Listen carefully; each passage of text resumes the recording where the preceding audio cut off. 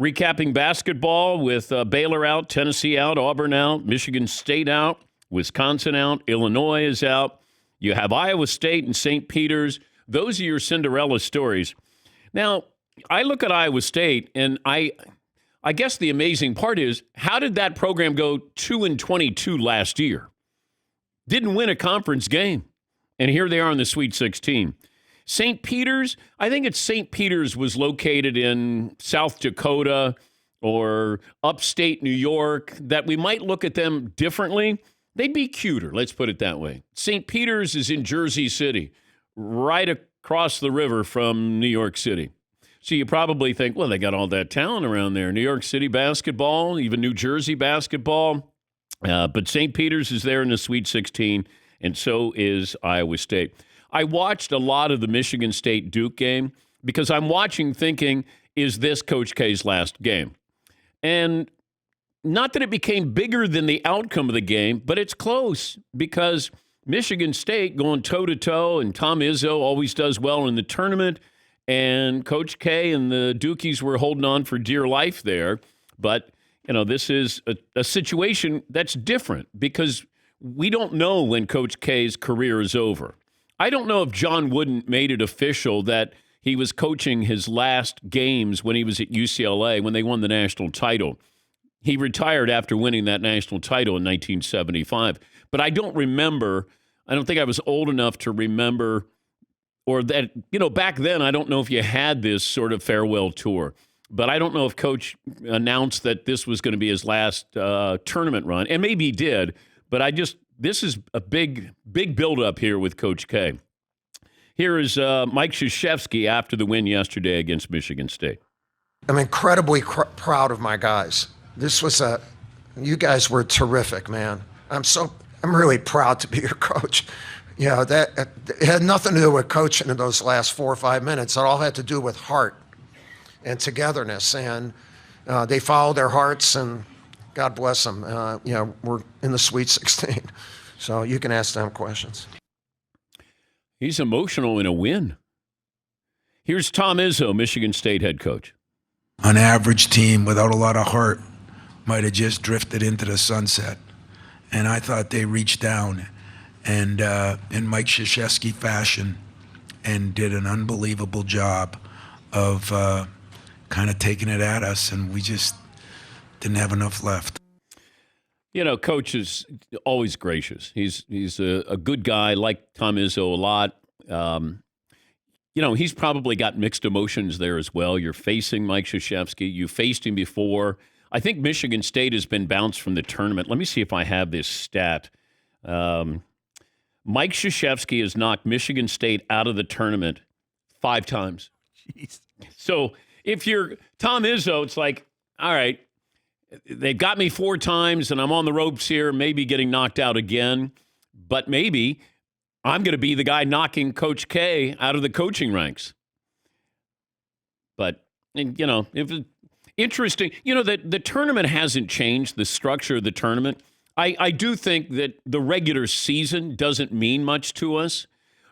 We don't follow the names as closely as we once did. Players are not staying around more than, 1 or 2 years. Coaches are there forever, and that's who you invest in.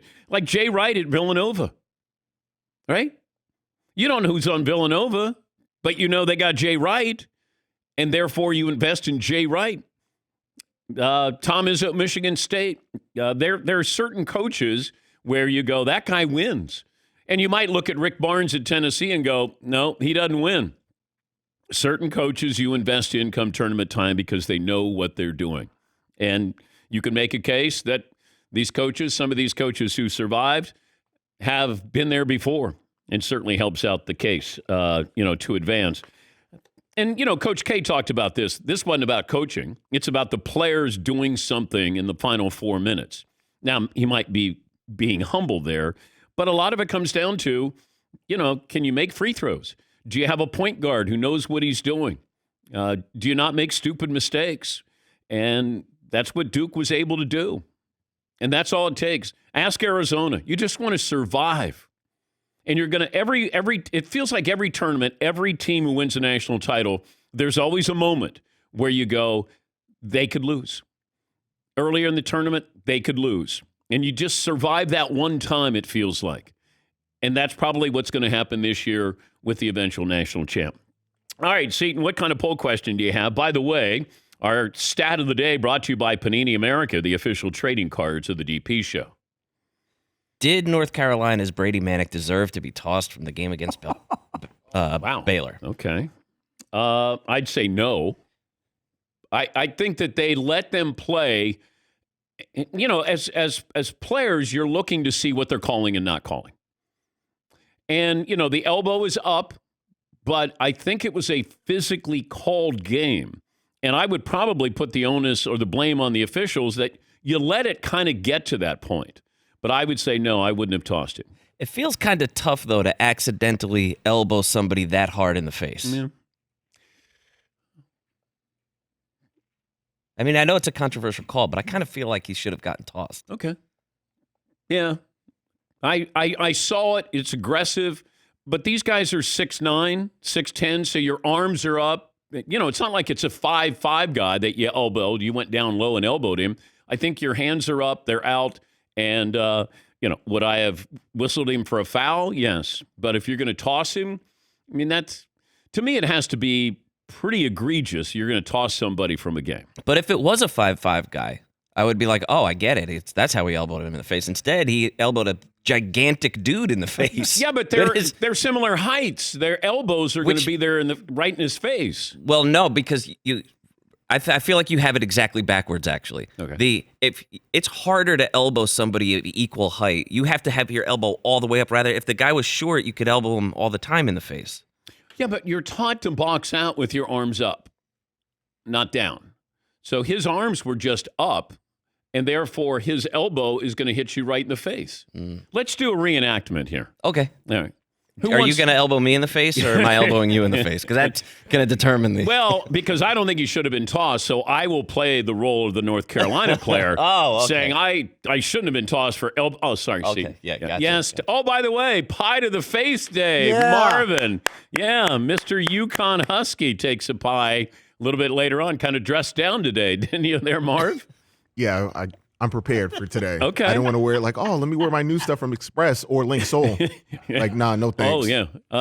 Yes, Todd. Can you distinguish between reckless and egregious? Because I don't think he should have been thrown out either. Can you, in the moment, do something a bit reckless, but it's not egregious enough to get ejected? Are they two separate things? It's hard to judge intent. I mean, that's the thing. But it was an aggressive game. I mean, you would think Baylor, I mean, that's a defensive-minded team that helped them win the national championship. But I didn't look at it and say, boy, I think he tried to hurt him there. I didn't know if there was another incident with them, because sometimes you'll see that. Like Buddy Boeheim, when he got tossed from the Big East tournament, when he elbowed the Florida State kid, you know, there was something on the same play where he thought he got boxed out too hard, and then he punched him in the stomach. I didn't know if there was something that led up to that.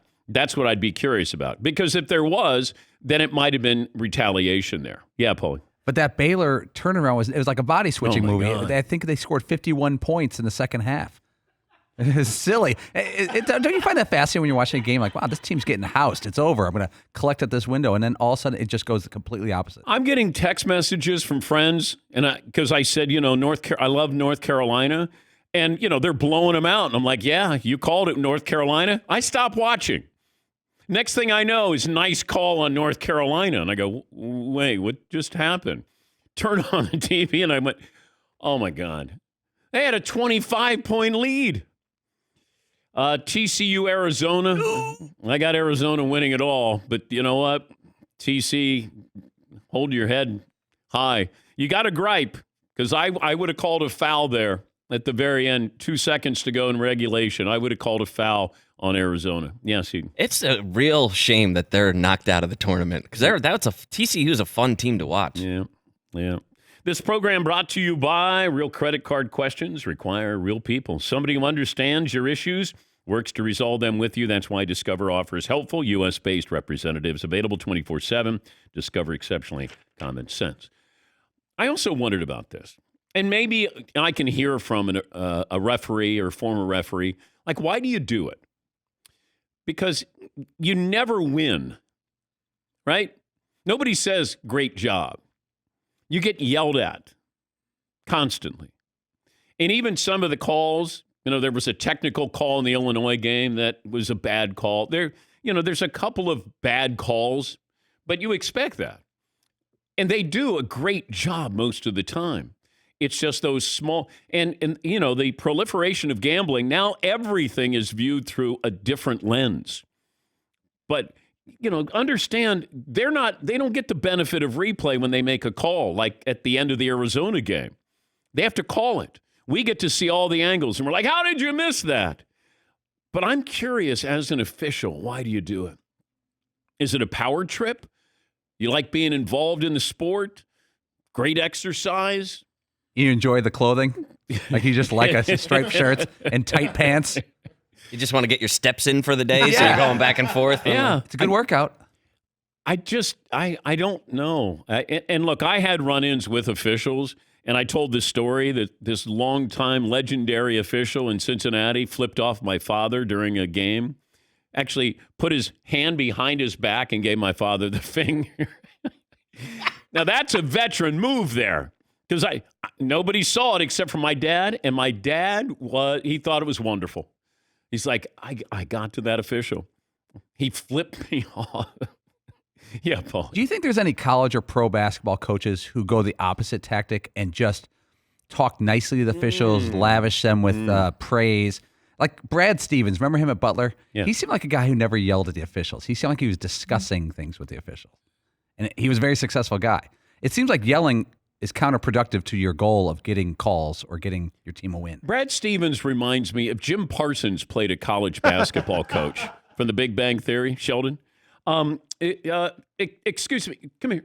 Excuse me. You're doing a great job. I don't want to interrupt here, but it just feels like you may have missed that call. I think I may have seen that played differently than you, sir. Yeah. Could you come when you get a moment? Could you come over here? I just want to talk to you. Yeah, just a little bit.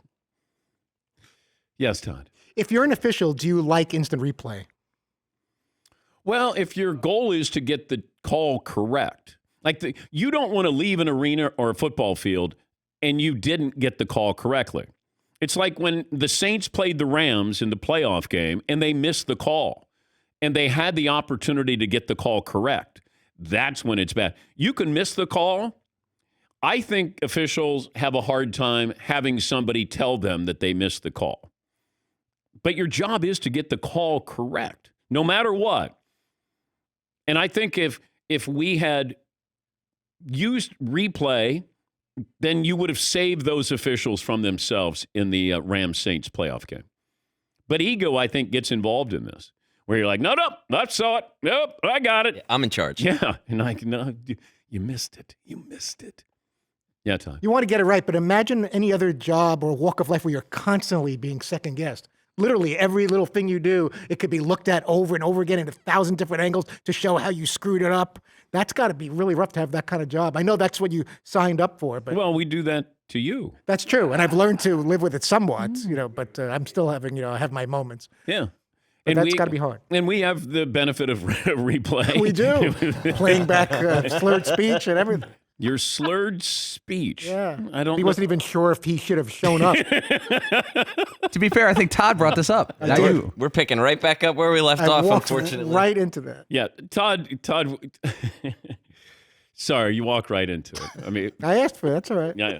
Yes, you did. People trying their best. They're trying to be as creative as possible. I mean, get the calls right. And Just keep knocking you back down. Yeah. And why do you keep getting back up? Just stay down. Let them count to 10. How about we just get started with a good week go. here, everybody? Come Yeah. on, let's go. Come on. I mean, these officials can't book 3 guests every day. Yeah. It's not possible. I can't multitask. Cannot. I can't book a guest. Too much. Do a poll question. Too many things on your plate.